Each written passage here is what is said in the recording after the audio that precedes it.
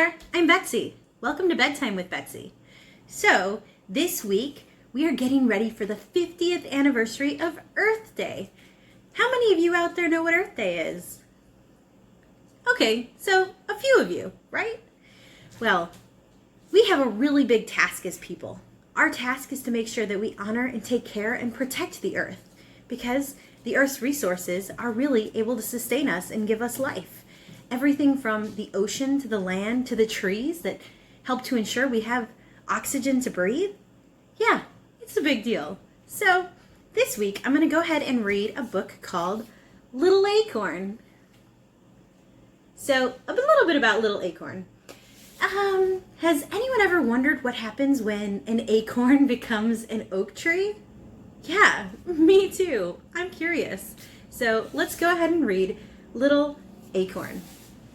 So Little Acorn is an amazing book about the natural world. So let's get started.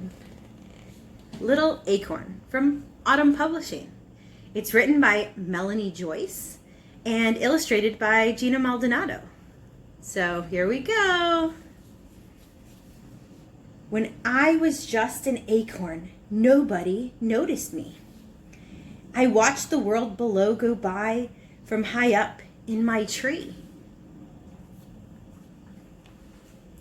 I nestled under cozy leaves and sheltered from the rain, growing fat and shiny when the sun came out again.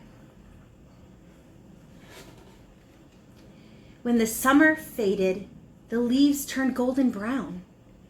"Bye-bye, acorn," said the leaves, floating to the ground. "Wait for me," I called. Then, ready, steady, jump. Whee! I tumbled through the air and landed with a thump. Oh, this is exciting. Squirrel was collecting nuts for his winter store. He hid me carefully away beneath the forest floor. Underground, everything was snuggly and still. I waited very patiently for time to pass until I felt a sudden change beginning deep inside me. "I'm feeling so peculiar. What's happening?" I cried. "You're growing up," said the worms, all wriggling about. When acorns fall into the soil, at some point they will sprout.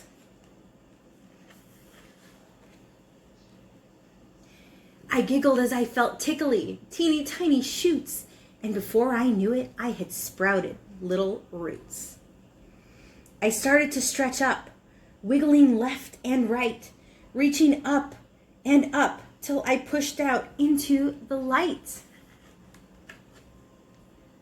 Warmed by gentle sunbeams, my little leaves unfurled. I was so excited to be back out in the world. As the weeks and months passed by, I grew and grew and grew.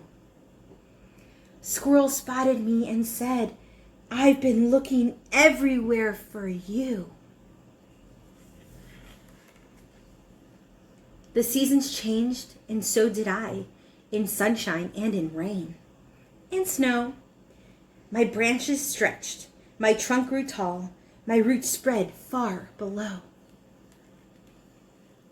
Among my sturdy branches, the birds built cozy nests. My twigs and leaves made soft, warm beds for my feathered guests. Spiders waved their sticky webs, and beetles scurried by.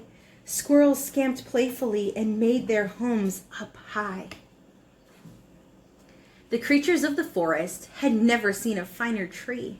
I wondered, would there ever be another like me? Then one breezy morning, I woke up with a yawn. I stretched my branches, and out jumped a special little acorn. Look at that. Every oak tree starts life as a seed, called an acorn. Growing on an adult tree, the acorn drops off into the soil where it sprouts roots. As the roots grow down, a leafy shoot sprouts up, growing taller and taller. The acorn is now a baby tree called a seedling. It continues to grow bigger and bigger until it is a new oak tree and grows acorns of its own. Here's a picture of its life cycle, just how that happens. The end. So, again, this book is called Little Acorn. And as you can see, something so small as an acorn really can grow into something so much larger. So today I'm going to ask, those little actions you can take to help to protect our planet and really each other as humanity and species, take those. Whether that starts with recycling or perhaps not using those plastic straws. All the little things that we do add up to something so much larger, just like that little acorn became that giant oak tree. Well, thanks for joining Bedtime with Betsy. I'm Betsy. Have a great night.